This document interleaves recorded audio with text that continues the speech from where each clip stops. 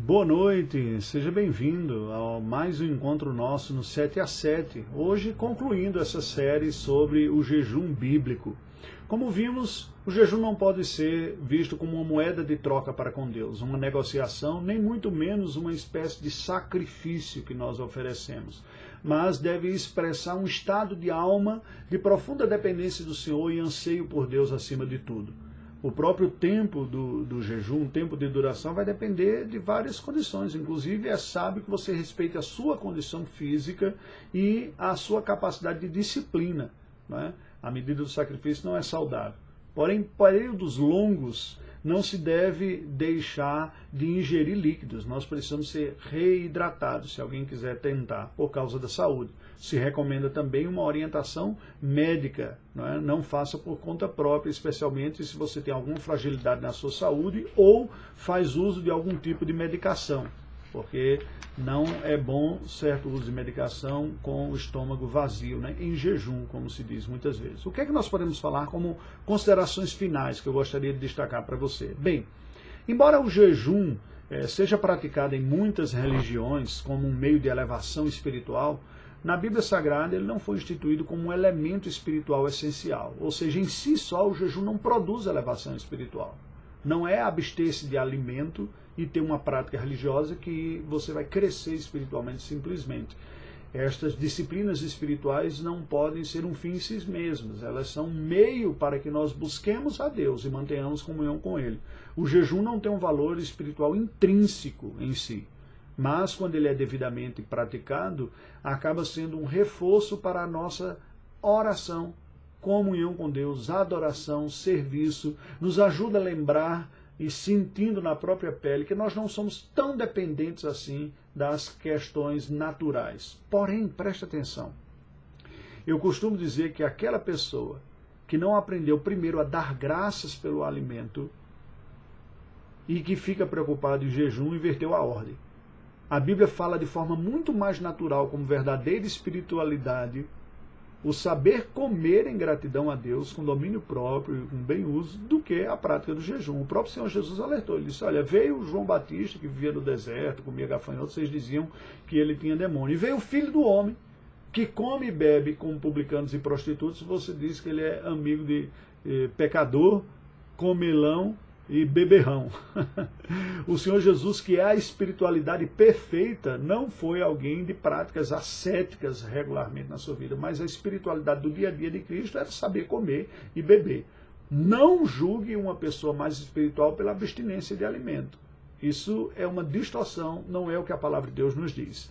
Resumidamente, nós podemos dizer que o jejum apresenta três práticas. Na Escritura Sagrada é preciso discerni-las para entender bem. Primeiro, há um aspecto cultural, que não tem um valor espiritual essencial em si, mas é uma mera expressão de fastio por tristeza. Quando tragédias ocorriam, quando mortes ocorriam, quando a alma estava triste e a pessoa chega ao ponto de perder o apetite, se fazia a prática de jejum simplesmente como uma demonstração cultural de tristeza e de perda de alegria. Não é um sentido espiritual. É preciso discernir isso na palavra de Deus. Não há uma elevação espiritual alguma aqui. Um segundo sentido que nós temos que tomar cuidado e que é condenado por Deus na sua palavra, preste atenção, condenado por Deus, é o jejum como uma prática ascética, ou seja, a negação de práticas que trazem prazeres naturais ou físicos como sendo um caminho para a elevação espiritual. Isto é negado pela palavra de Deus e condenado. Esta mentalidade muito comum em espiritualidades orientais não está presente na Escritura Sagrada. A carne como corpo foi feita por Deus e é boa. A carne condenada pela Escritura é um impulso pecaminoso, que não tem a ver com nutrir a carne. Nutrir a carne é cuidar do templo do Espírito Santo. Então, se você acha que ao maltratar a sua carne, não alimentando, você vai se elevar espiritualmente, você está pecando contra o templo do Espírito Santo de Deus. Não vá por esse caminho, que esse não é o uso adequado do jejum. Olha o que Paulo fala, escrevendo aos Colossenses capítulo 2, versículos de 20 adiante. Ele diz, se morrestes com Cristo para os rudimentos do mundo, por que, como se vivesseis no mundo, vos sujeitais a ordenanças? Não useis isto, não proves aquilo outro, não toques aquilo outro, segundo os preceitos e doutrinas dos homens. Pois todas estas coisas com uso se destroem. Tais coisas, com efeito, têm aparência de sabedoria, como o culto de si mesmo, falsa humildade, rigor ascético, todavia não tem valor algum contra a sensualidade. Ou seja, aparenta espiritualidade, mas não consegue transformar espiritualmente a vida de ninguém e de coração. Atente a isso. Ou, pela via positiva, nós vemos Paulo escrevendo a Timóteo, na sua primeira carta, capítulo 4, versículos de 1 a 5, ele diz, olha, o Espírito expressamente afirma que nos últimos tempos alguns apostatarão da fé, por obedecerem a espíritos enganadores e ensinos de demônios, pela hipocrisia dos que falam mentiras e que têm que autorizar a própria consciência, desvios, heresias, proíbem o casamento, exigem abstinência de alimentos, ou seja, a prática de jejum, exigem, que Deus criou para serem recebidos, com ações de graças, pelos fiéis, e por quantos conhecem plenamente a verdade.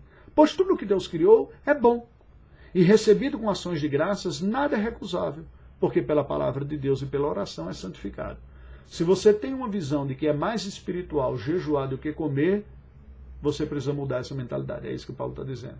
O mais espiritual é saber comer. Agora, também é espiritual saber, em alguns momentos, em certas circunstâncias, separar, deixar de comer e orar e buscar mais a Deus em circunstâncias especiais. O ordinário é saber comer e dar graças a Deus. O extraordinário, em alguns momentos, é saber jejuar, não como uma moeda de troca. Por fim, nós podemos concluir que o jejum é apresentado na Escritura como um recurso auxiliar, não um fim em si mesmo. Não tem valor essencial espiritual. É útil na vida devocional, desde que seja praticado apenas como um meio para uma maior concentração na prática devocional. Eu vou me concentrar numa sincera busca a Deus e a graça de Deus pela adoração, oração em comunhão. Portanto, nós podemos concluir que, embora o jejum não tenha sido ordenado por Deus específica e exclusivamente, simplesmente pare de comer, ele aparece na Bíblia como útil, quando é feito como um instrumento mediador que nos leva a uma sincera piedade integral, como um meio de alguém que busca em tudo agradar a Deus na sua vida e em alguns momentos da vida decide, por necessidades específicas e agudas, intensificar essa busca em oração, separando o período da refeição para uma dedicação de devoção mais intensa. Que Deus nos ajude. Oremos ao Senhor. Deus, te rendemos graças, porque em Cristo Jesus somos aceitos e aceitáveis diante de Ti.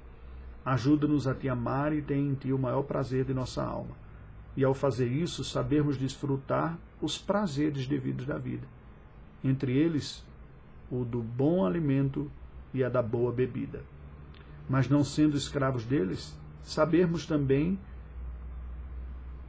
usá-lo na devida proporção e até em alguns momentos, livremente, abrir mão deles para uma busca mais intensa e específica e prudente da comunhão contigo em nossa vida. Oramos em nome de Jesus. Amém. Deus nos abençoe.